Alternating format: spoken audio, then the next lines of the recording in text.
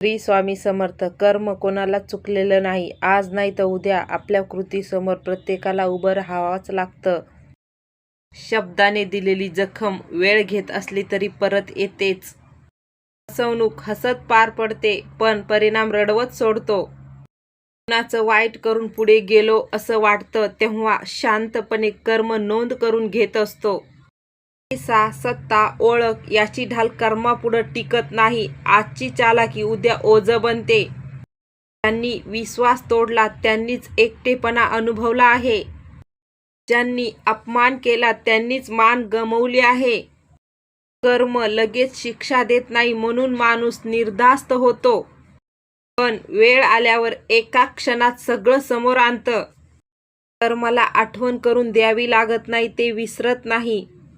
हाताने केलेली कृती मनाने झेलावी लागते. म्हणून चांगुलपणा हा सौदा नाही तर संरक्षण आहे. जे पेरतो तेच उगवतो हा नियम अटल आहे. कर्म कोणालाही चुकलं नाही आणि कोणाला माफीही नाही.